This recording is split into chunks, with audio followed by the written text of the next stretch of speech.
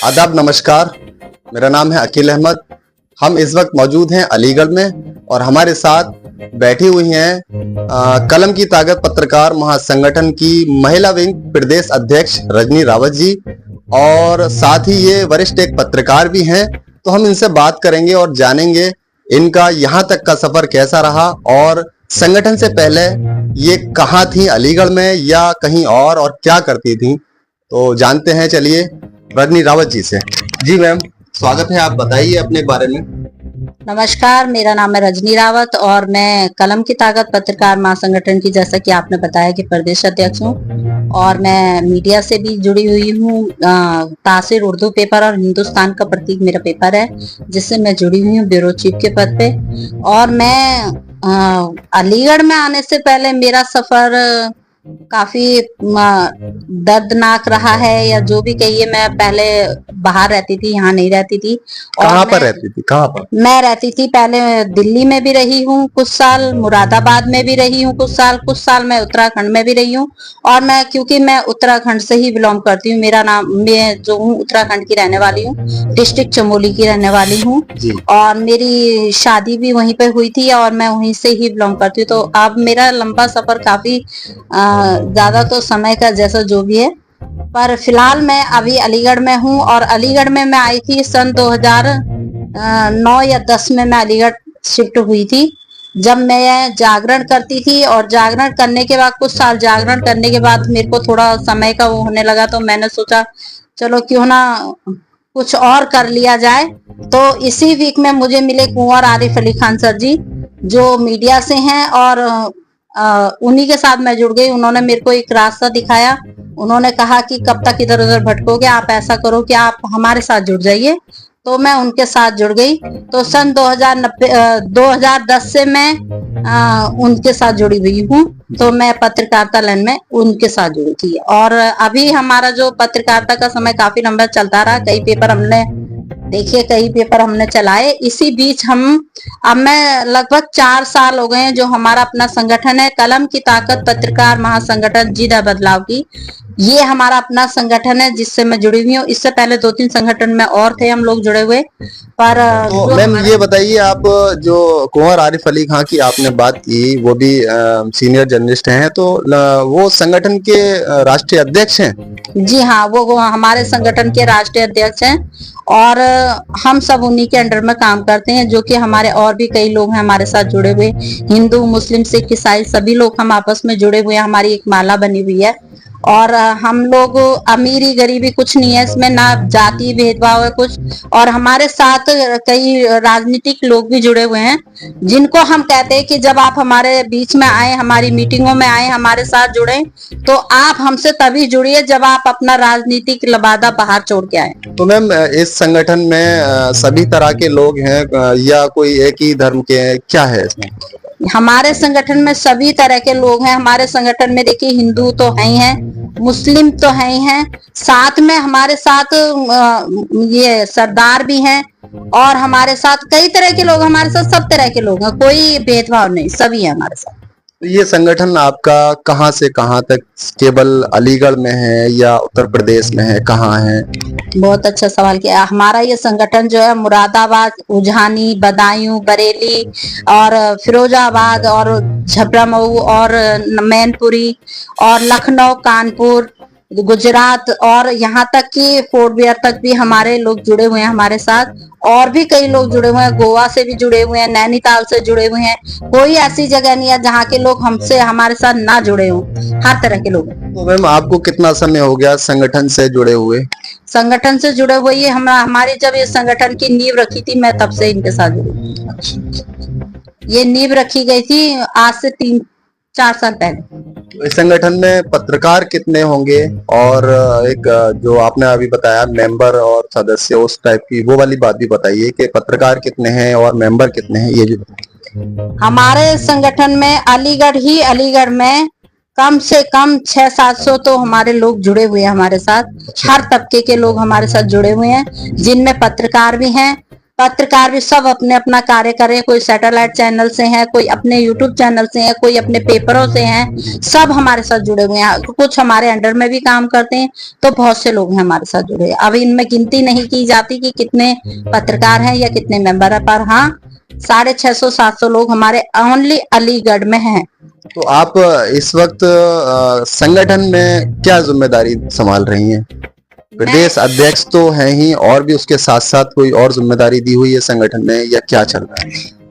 संगठन में इस टाइम में तो प्रदेश पे हूँ, और प्रदेश का तो जो काम होता है भाई, अपने हमारे नीचे जो लोग क्या कर रहे हैं क्या नहीं कर रहे हैं उनके बारे में, उनको क्या कैसे करके हमें उन्हें समझाना है। कई चीजें, कोई बात, अब जैसे कोई फोन करता है, मैम हमारे फलाने थाने में हमें ये बात हो गई है, चौकी इंचार्ज से ये बात हो गई है, या कुछ भी सही, हम उन लोगों को हैंडल करते हैं। वही मेरा काम है, सबको देखते हैं। दूसरा, मैं अखबार देखती हूँ, जिसमें मेरे पास अखबार तासीर का जो है उसका पेज नंबर 8 मेरे पास है, जो पूरा मैं तैयार करती हूँ। जो हमारे पत्रकार लोग हैं, हमारे भाई लोग हैं, वो मेरे पास न्यूज भेज देते हैं।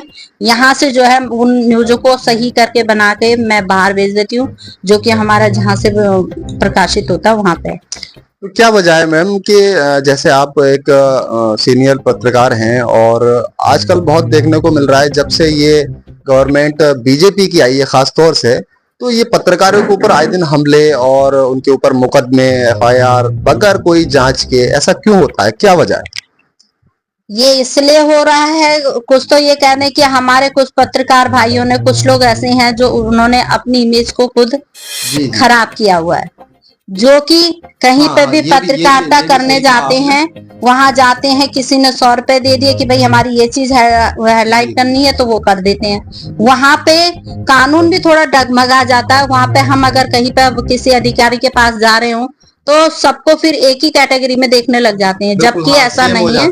जी जी, सेम एक ही कैटेगरी में देखने लग जाते हैं लोग, जबकि ऐसा होता नहीं है। कि जिसमें जो ये लेने वाले जो दलाल टाइप के कुछ पत्रकार हमारे बीच में हैं, हमारे संगठन में तो नहीं है फिलहाल, पर जहां भी कहीं है, मैं नाम किसी का नहीं ले सकती, क्योंकि बहुत से पत्रकार ऐसे जो दलाली करते हैं, लोगों को ब्लैकमेल करते हैं, उनकी वीडियो बनाते हैं, उन्हें ब्लैकमेल करते हैं। तो कुछ लोगों पे तो जो सही होता है उसके खिलाफ मुकदमा जल्दी हो जाता है, और जो इसमें गलत है उनके खिलाफ मुकदमा इस वजह से नहीं हो पाता, क्योंकि वो अपने ये ब्लैकमेलिंग करके या दलाली करके जैसे भी हो वो करते, जांच नहीं हो पाती, गलतफहमियां हो जाती हैं उसकी वजह से, तो इसलिए सही लोग फंस जाते हैं और जो गलत करते हैं वो बच जाते हैं। ऐसा ही है ना? हाँ बिल्कुल ऐसा ही है, वो लोग बच जाते हैं, जिसकी वजह से एक गरीब मारा जाता है। क्योंकि अक्सर यही होता है कि झूठ का बोलबाला अब ज्यादा है आजकल, जहाँ झूठ है वहां ज्यादा होती है। पर झूठ कब तक रहेगा, ये भी एक दिन सच्चाई खुल के रहेगी। जो गलत बोलेगा उसके खिलाफ भी एक बार कानूनी कार्रवाई होगी, और वो ये लोग ना समझें कि नहीं होगी, उनके खिलाफ भी होगी।